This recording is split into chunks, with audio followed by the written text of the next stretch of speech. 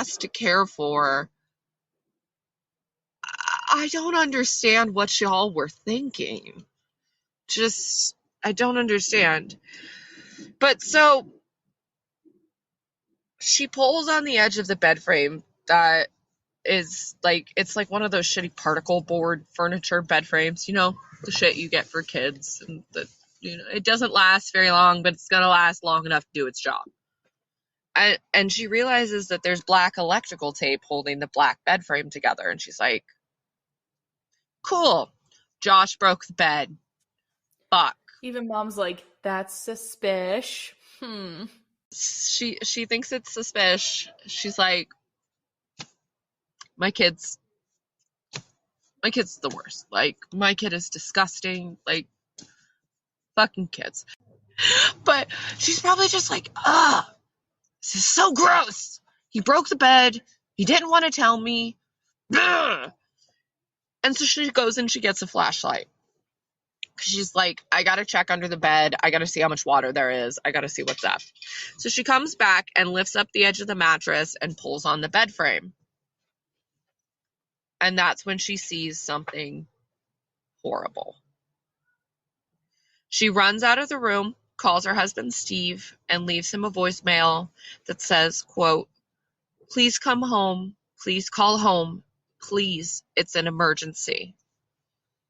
She then runs outside because there's still police officers stationed all around outside the Clifton's home and in the neighborhood because they're still actively searching for Maddie at this point. And she runs outside and she runs up to the nearest officer, who happens to be across the street at the Clifton's home, because mind you, they lived across the street. And she's like hysterical and she's freaking out, and she just is like, she runs up to the officer and she's like, you have to come with me. You have to come with me now. Come to my house. And he's like, no. Like, why? More information, please. And she's like, I can't tell you. I just have to show you. Please come with me. And he's like, must have had the realization of missing kid, freaking out lady. Shit. Probably a body. So he smartly radios for backup. So the officer tries to calm her down and is like, you know what's going on? She's like, come with me. And he radios for backup. And when two more detectives get there, they go into the house, and Missy leads them up to Josh's room, but refuses to go in there herself. And she's like, I can't go in there again. But it's under the bed. Look under the bed. So the officers open up the door and are immediately assaulted by just this wall of smell. And they recognize the smell immediately as that of decomposition. It is a smell that if you've recognized it, if you've smelled it before, you're going to recognize it again. It's very strong. I'm not saying that I've smelled a dead body, everybody, but I have smelled like a rotten dead deer in the woods. It's rancid. And the smell of decomp. Oh, it's a smell like none other. And if you're trying to imagine it right now and you've never smelled it before, trust me, I used to try to imagine it because I've loved true crime since I was a kid. But you can't imagine it till you actually smell it. It is a whole different thing. So the officers said that when they opened the door and stepped in the room, that the water bed frame had been left open, and they could clearly see two little feet clad in white socks sticking out from under the bed. Yeah. So the officers take Missy outside and are like, explain, please. Like, please give us more information. How did you find this? Whose room is that? You didn't kill her, right? Like, obviously the police have so many questions. And she she answers pretty much exactly what I just said, and I'm going to give you a little touch more detail, but I'm not going to read her statement here because I already went over it. It's a really long statement as well, and I just not going to read it. I'm just going to go over what I'm just going to add that before she went and got the flashlight, when she originally lifted up the edge of the bed, she reached in to grab what she saw was a sock and thought it was like one of Josh's socks that had fallen down there. And she's like, okay, move that out of the way. You know, like you do when you're cleaning. And she went to grab the sock and felt something cold and hard in the foot. And she immediately just knew something was wrong. Immediate dread. She's like, something's wrong here. And that's when she went and got the flashlight, and that's when she saw Maddie's little body underneath the bed.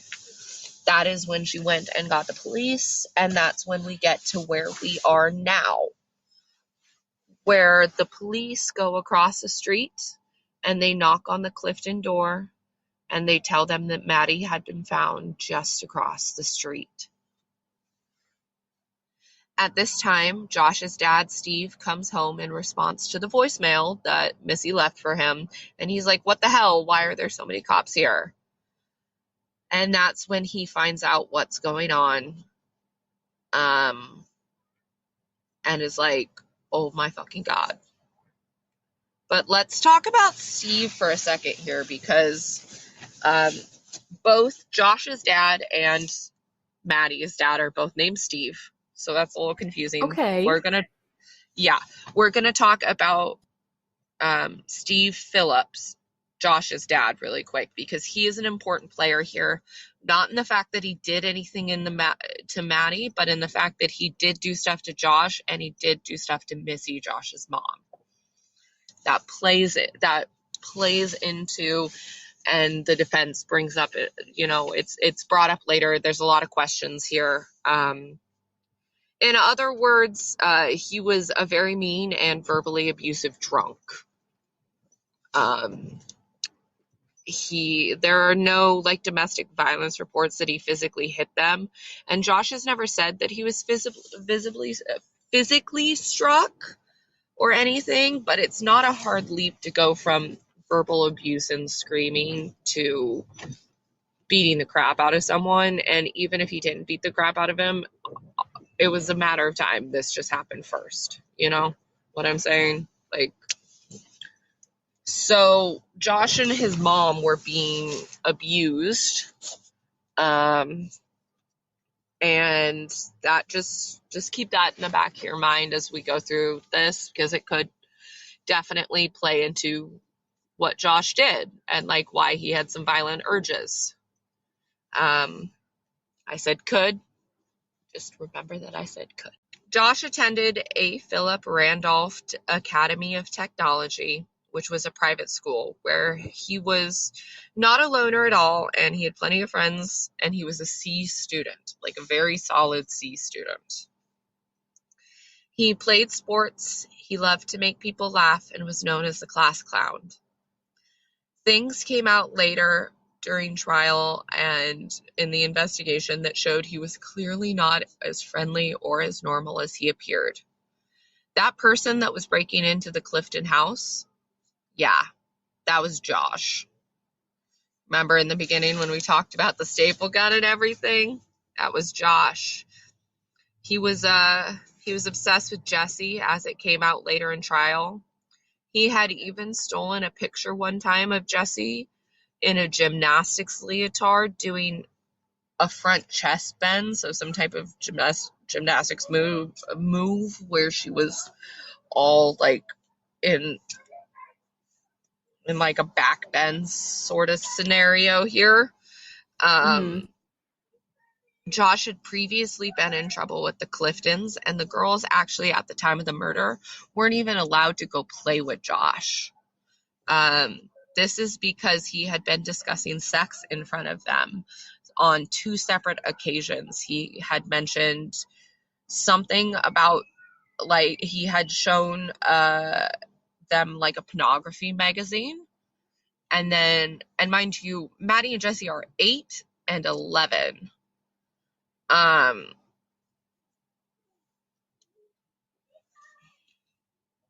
he's 14. He's like in 8th grade or freshman in high school. Like,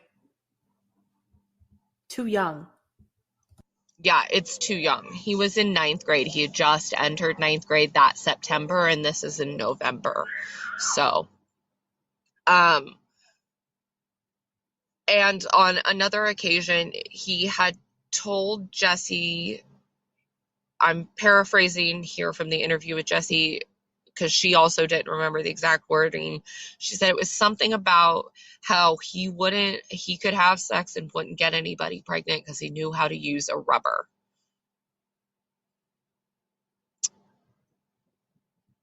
Again, he's 14. Again, he's 14.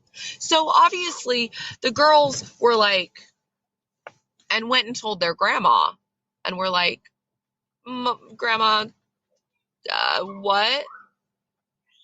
Like, what? Like, as you know, normal kids do. And so the grandma then told Maddie's parents, and the parents were like, yeah, you can't play with Josh anymore. This kid is a problem. And it also came out later in trial that he had violent sexual images on his computer, and he had been looking at graphic pornography, some of which was child pornography. So it's just crazy to me that he had everybody convinced that he was so completely normal, and then all of this comes out after trial. Dude, yuck.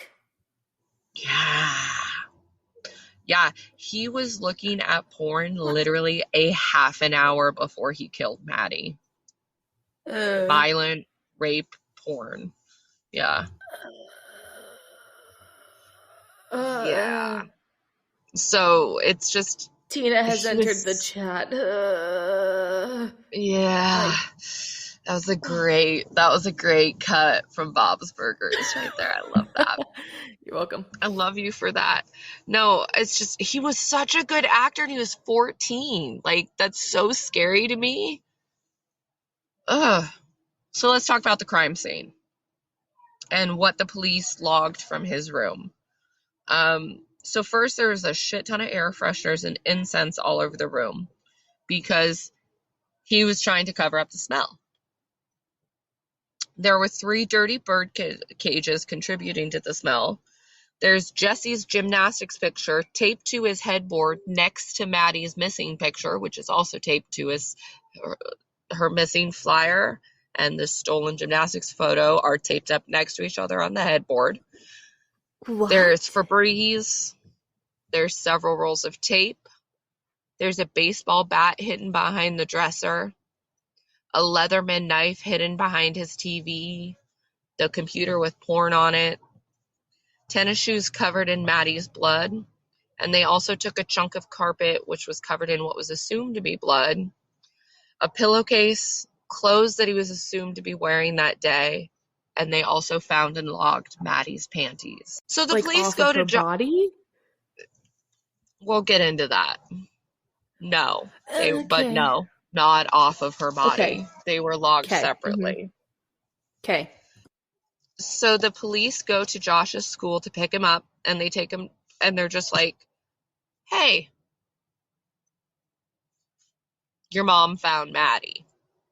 And he's like, oh yeah, so I killed her. Like, immediately confesses. Like, immediately. No questions asked. Like, just didn't play around at all. He was like, yeah, no, I did it.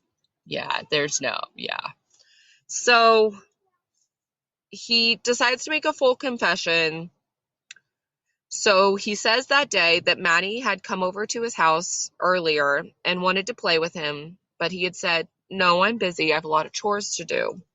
And it's true. He had like a shit ton of chores, but like something like 22 chores, but they were all like little chores, like take out the trash, let the dog out, feed the dog, little things like clean up after your birds.